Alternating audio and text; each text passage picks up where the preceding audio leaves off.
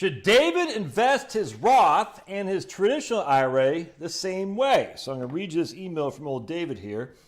He has a Roth and a traditional IRA. Each adds about $250,000. Good job, David. Good job. Look, I broke my PVC pipe. How dare I? How dare I? Do I have to set up the 2 3-fund portfolios and each account separately, having 2 parallel accounts with the same mix of funds?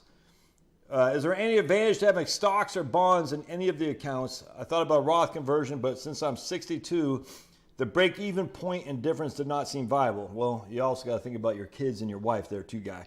So I don't know if you're married or you have kids and wife, but when you're doing Roth conversions, it ain't just about you, brother. Now, if you're single, probably not. But if you're married or you got children, yeah, there might be some benefits there for Roth conversion. All right. So old David's got $250,000 each. I'm not sure what he's asking about the 3-fund portfolio. Hold on a second. Do I have to set up the 2 3-fund portfolios in each account separately? I'm not sure what he's saying here. So we're just going to say for simplicity, all right, we're going to say he's got a 50-50 stock to bond portfolio, a 50-50 ratio stocks to bonds. 50-50. All right. In my opinion, bonds should be here and stocks there. And the simple reason for that, frankly, and this really won't change much, even though bonds are a little bit more attractive now. Before I said no bonds and Roths, but now you get 5% on bonds, so I got no qualm with bonds and Roth.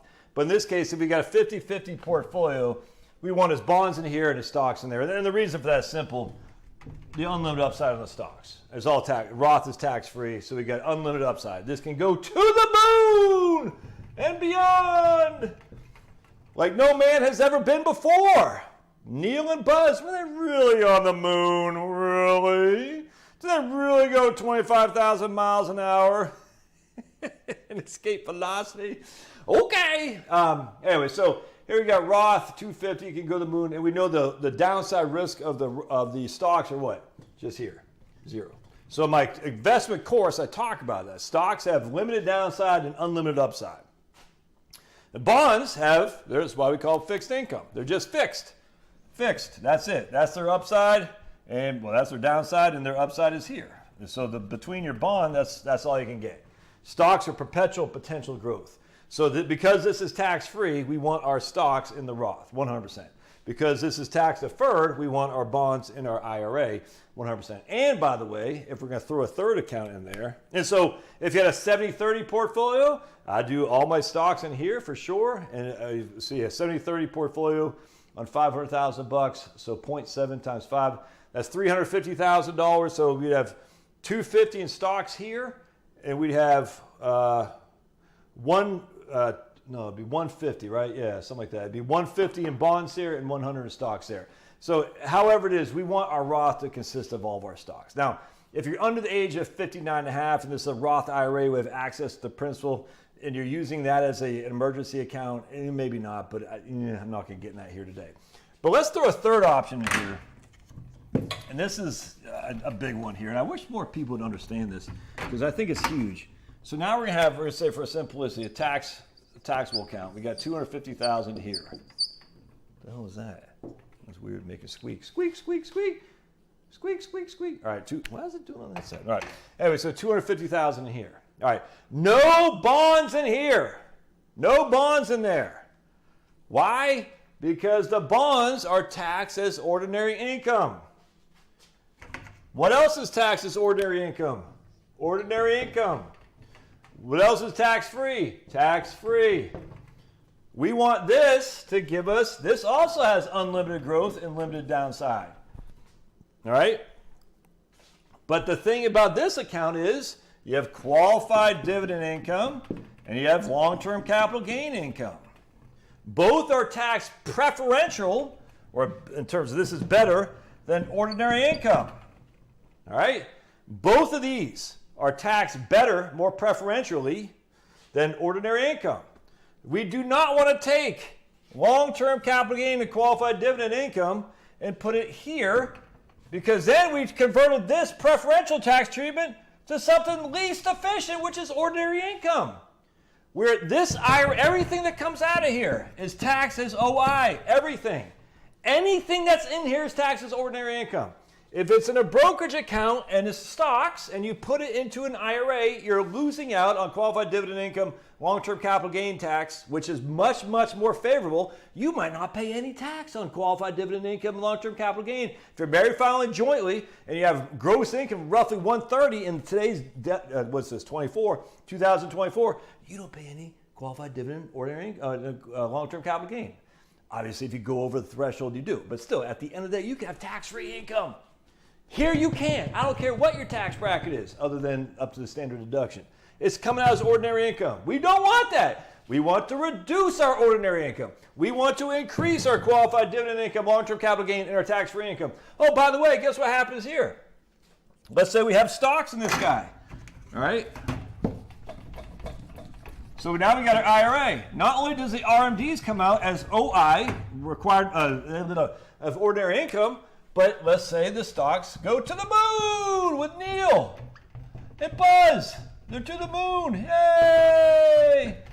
$25,000, breakneck speed, and we did it. Human beings. Okay. So now, guess what happens? This money goes, you die, this money gets inherited to your kids. So you have to pay what on it? Ordinary income tax on that whole growth. Whole growth. They got to pay OI on that. You give it to your spouse. Now she's a widow. You give it to her. She has to pay OI on it. Crazy. And if it goes to your non-spouse beneficiaries, they got 10 years to distribute it. 10 years. If they had $1 million there, they got to take it out. You don't have to do it all one fell swoop. They can do it piecemeal. Either way, money's coming out of taxes, 100% ordinary income. On the other hand, if it's this guy, we already know if it's in there, it's tax-free. So here we got Buzz and Neil. Remember, Michael's just looking over his shoulder. He's like, hey, Houston, we got a problem. Buzz and Neil. All right, so we got Buzz and Neil up here. Whatever this goes, tax-free. Ordinary income. Guess what else is tax-free? Oh, this guy right here goes to the moon. Yay, with Buzz and Neil. Goes from $250 to $1 million. Guess what? Your kids inherit that tax-free. They pay no income tax, capital gain tax on that with a step-up basis rule that everyone says is going away. Okay, we'll worry about that some other time. It's not, there's any legislation at all, even anything that's even gotten even into a committee. Never mind just being proposed that says get rid of step-up basis. So not only do you have tax favorable treatment here with QDIs and long-term capital gain, you get a step-up basis. The entire growth is tax-free upon your demise. On top of that, that $250, if you take out, you don't have to pay tax on it because it's principal. I was talking to a guy yesterday, freaking young guy. He and his wife are crushing. He's just freaking kicking ass. I was like, dude, America is still the place to be. We got so many crushers in our country. It's insane to me. Anyway, I said, dude, I said, you got to live off your brokerage account and then your Roth because they're going to be on Obamacare. So make sure you're living off your brokerage account and then your Roth because we want to get those subsidies because they're going to get massive amount of subsidies. Thanks, Obama! It'd be surprised. Like, it's not Obamacare, it's the Affordable Care Act. Hate people too literal. Anyway, so I said live off your brokerage account and your Roth. Your brokerage account first, then your Roth, and then you'll be on Medicare and you're good to go. Because they're going to, like I said, we're talking $1,000 a month of subsidies. You know, for a silver plan, it's going to cost like $51 a month or something like that for he and his wife. And I was like, pfft. Now, how good is the insurance? I don't know. If they're like me, they're not going to go see the doc. You know, I'll get my finger jammed. My PC primary care physician will say, bend over, jam it. And I'm like, ugh, to see about my prostate. Not a fan of that. I get my physical, like cough. I'm like, ugh. And my primary care physician is a lady. I'm like, oh, this is not good. And then I get my blood work done once a year. And then I just say, no vaccines, not for this guy. So keep them. But it's shingles, no vaccines, not for this guy. You can do it. I'm not going to be mad if you take them. I don't care. Anyway, so the point being was, I said the nice thing about your brokerage account is this what's called specific identification. So when it comes to pulling money from your brokerage, you can specify what shares you want, what lot they have in terms of cost basis relative to the unrealized capital gain. So if let's say you have 10 different lots and he has money at Vanguard. By the way, I did put some apple cider vinegar in my hair today. I was talking about my scalp the other day. I was itchy. People said, "You got a dry scalp." I said, "All right." So what's her name? Angie from California and Andrew from Ohio said, "Put apple cider vinegar in your hair." And man, it feels really good. So I put some in my hair. You know, I let it sit there for a couple minutes. I think Andrew said let it go in there for 5 minutes. I forgot. So I'll do it again tomorrow. Not itching so much anymore. I did a little itch right there, but not so much. So good job, Andrew and Angie. And I told Andrew, I said, if my hair falls out, you're going to have to deal with my wife. You know what I'm saying? And then, but then Andrew's, you know, crusty old curmudgeon, but he's got a full set of hair. So I was like, yeah, I'm not sure I trust old Andrew there. But then Angie comes in, and she's quite attractive. And she says, oh, it works. I said, okay, well, I'll listen to her.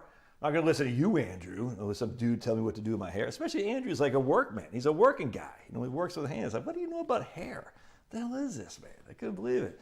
So not only does he know how to fix stuff, and mechanically and all this crap, I forgot what Andrew did, but he's like, knows hair stuff. I was like, dude, jeez. Only skill I got is this. I got no skills. I don't know how to take care of my hair. I barely know how to brush my teeth. Anyway, so in this case, I told the guy, so we have specific identification. We can identify the lot of shares at the least taxes, because we got to be careful when we're selling stocks, mutual funds, whatever, because we don't want to show a lot of income on our 1040, which we could lose our Obamacare subsidies. So I said, what happens is you'll see these lots again. I specifically identify which lots to sell. And you want to sell the ones with the highest cost basis. Highest cost basis means the least amount of taxes. The lowest cost basis means the most amount of taxes. And you can do what's average is what they'll do to default. And what they'll say here is like, so let me give you an example. It's going a lot. I didn't expect to do this whole bit. You can see how I really don't script these videos, right? I did not expect to go in this tangent, but I love freaking talking taxes, man. I love it. Talking taxes is like freaking fantasy football for crazy people because they love their fantasy football. I don't get it. I love talking taxes. It just makes me feel good about myself to say, oh man, the IRS is laying out the code for you. It's up to you to figure it out to beat it. You're going to pay tax. The question is, will you rather pay ordinary income tax, long-term capital gain, or ordinary income, qualified dividend, long-term capital gain? Which would you rather pay? And the answer is inherently always no tax, qualified dividend, long-term capital gain, then OI. What the hell was I getting ready to say? Oh, so in this case, we'll just say he has 200 for simplicity because I can do it my math. He has 200,000 in a value of his brokerage, a non-IRA, and we'll say it's 150,000 cost basis. All right. So what that means when they do average in terms of distributions, so 75% of this, right? Yeah, 75%. Yeah. Is his percentage of cost basis. So if he sells an average share, let's say for $10,000, 7,500, 75% is his cost basis. He'll have a taxable gain on that $2,500. That'll be his long-term capital gain. That's how that works. Can you all see that? So basically, they're going to average up. What is your percentage of your cost basis when you make a sale? If we're going to do average, we'll say $2,500 is your long-term capital gain. $7,500 is a return of principal. So now what will happen is they'll reduce by 200,000 to 190, and then they'll reduce their cost basis by $7,500, 142,500, I guess. That would be it. All right, so that's how it works. Obviously, when the markets change, it can go up, it can go down. The cost basis won't, though. The cost basis changes only when a dividend or a capital gain distribution. If it's an index fund, there won't be any capital gain distributions. I don't get that. It doesn't matter. I've done other videos on index funds with long-term capital gains. If it's Vanguard, there aren't any. But you can do this, or you can do specific. Now, on the other hand, if you have a $50,000 cost basis, then it's the exact opposite. Then only 25% is our basis percentage, if that makes sense. So if you're going to do an average distribution here, then you'd have 2,500 of a return of principal, and this would be 7,500 of long-term capital gains. So you got to be careful there. Again, specific identification is usually the way to go. And most brokerage firms, at least I've seen, is pretty easy. So sell those shares, don't sell those. Anyway, what are your thoughts on it? Tax is a big deal. You got to know tax, man. So for me, I'm building everything in here, and everything is now in my, I guess I can't see it. Everything is now in my Roth. So I got all my IRA monies in my Roth. I'm just plugging, man. And then I got my house, which is when I sell, it'll be tax-free for sure, because you get $500,000 capital gain exclusion.